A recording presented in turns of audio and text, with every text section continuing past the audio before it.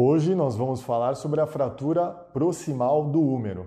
Mas o que é a parte proximal do húmero? Bom, o húmero, a gente já sabe, é essa parte aqui do braço, é esse osso do braço que possibilita os movimentos do ombro. Proximal significa que é a parte de cima, é a parte mais próxima da gente. Então a parte proximal do húmero significa que é a parte de cima do braço, aqui que articula com o ombro.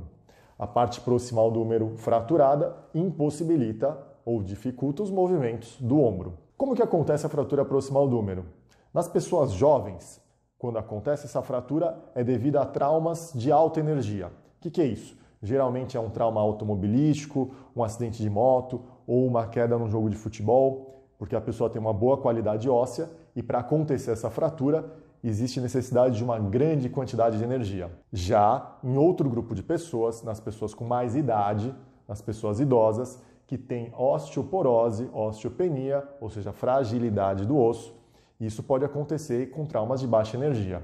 O mais frequente de acontecer é nas pessoas de mais idade, num trauma de baixa energia, portanto, dentro de casa ou perto de casa. É aquela pessoa que escorrega no tapete de casa, ou no chinelo, ou no banheiro, cai batendo a parte do ombro e faz uma fratura proximal do húmero. Quais tipos de fratura proximal do húmero existem? Então, tem uma classificação de fratura proximal do húmero. Essa classificação foi descrita por um ortopedista, chama Nir, e ele descreveu o que ele observava mais frequentemente, as fraturas em uma parte, que são as fraturas sem desvio, as fraturas com algum desvio e em 2 fragmentos ósseos, as fraturas em 3 ou 4 fragmentos ósseos com desvio. Claro que as fraturas com mais fragmentos ósseos acometem pessoas com maior fragilidade óssea e com maior energia no trauma. Para quebrar em mais partes, geralmente tem mais energia associada ao trauma. É um trauma por uma batida de carro, uma queda de moto ou uma pessoa com uma fragilidade muito grande óssea. Nessa radiografia a gente vê o húmero com a tuberosidade maior com um desvio pequeno. Então isso é uma fratura representada nesse desenho por um destacamento da tuberosidade maior. Qual é a consequência dessa fratura? Vamos tentar entender aqui no nosso ombrinho de mentira. Esse esquema aqui mostra a clavícula, né, que é esse osso que a gente consegue sentir aqui, o húmero, esse aqui é o osso do braço, e ele faz os movimentos aqui quando a gente eleva ou quando a gente roda o braço. O que provoca os movimentos sempre é a contração muscular. O músculo supraespinhal, por exemplo, quando contrai, liga o tendão do supraespinhal na tuberosidade maior e provoca a elevação do braço. Então, o músculo supraespinhal provoca a elevação do braço. Da mesma maneira, os outros tendões provocam a rotação para um lado e para o outro.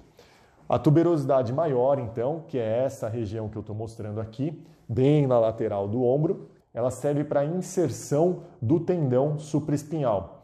Quando o tendão supraespinhal contrai, é através dela que a gente levanta o braço. Então, a pessoa com uma fratura da tuberosidade maior vai ter muita dificuldade de levantar o braço. Claro que quase qualquer fratura que a gente tenha na região do ombro vai dificultar os movimentos do ombro por causa da inflamação muito grande que acontece no momento da fratura. Mas depois de um período, a inflamação vai embora e geralmente só sobra uma sequela ou um déficit relacionado ao ponto específico onde houve a fratura. Quando existe a fratura da tuberosidade menor, por exemplo, que é essa bem aqui na frente, onde se liga o tendão subescapular, a gente fica com dificuldade de puxar o braço, de rodar para dentro. E da mesma forma, pode acontecer uma fratura mais nessa região, que a gente chama de colo do húmero, que pode ter um mau posicionamento do ombro e aí os movimentos todos ficam um pouco alterados. Vamos ver um pouquinho melhor aqui nas radiografias. Essa é uma fratura em 4 partes do húmero. A gente vê vários pequenos fragmentos amontoados. Está representado aqui no desenho como uma fratura da parte articular que está destacada, da tuberosidade maior e da tuberosidade menor. Nesse caso, elas estão mais juntas. Isso é uma fratura de uma gravidade muito maior, muito mais difícil o tratamento, muito mais difícil a gente colocar os fragmentos numa posição adequada novamente. Aqui a gente tem uma outra radiografia mostrando também, né, aqui a tuberosidade menor destacada, a tuberosidade maior destacada e a parte articular, que era para estar voltada para cá, girou e encaixou na parte de cima do húmero. Isso também pode acontecer e aí existe uma dificuldade para movimentar o braço, porque a parte articular não está voltada para a glenoide como deveria ser. Como a gente observa aqui no esquema, essa parte azul é como se isso aqui tivesse vindo parar aqui em cima. Isso também é um padrão de fratura comum. Quando a gente tem uma fratura que acontece e não consolida numa boa posição, ou seja, a articulação que é para estar voltada uma para outra, a glenoide e a cabeça do húmero, que é para estarem de frente uma para outra, para poderem fazer o movimento de uma maneira harmônica, às vezes não colam de uma maneira correta. E aí a tuberosidade maior, nesse caso, que deveria estar mais lateral, está mais alta, e quando a pessoa tenta subir o braço dessa maneira, a tuberosidade maior, que veio parar aqui em cima, bate nesse osso aqui que chama acrômio. Então, quando a pessoa tenta subir o braço bom sobe, o braço com a sequela da fratura não sobe. Isso aqui é uma sequela por consolidação viciosa, ou seja, por colar errado a fratura. O que a gente busca quando a gente vai corrigir uma fratura do húmero é um bom posicionamento dos fragmentos para possibilitar que os tendões tracionem e executem um bom movimento e que a articulação esteja congruente uma com a outra. Então, em geral, a gente tenta deixar em mais ou menos 130 graus da cabeça do húmero em relação à diáfise, né, em relação à parte longa, e a gente pode fazer isso com auxílio de placas e parafusos, que foi o que a gente fez nessa radiografia.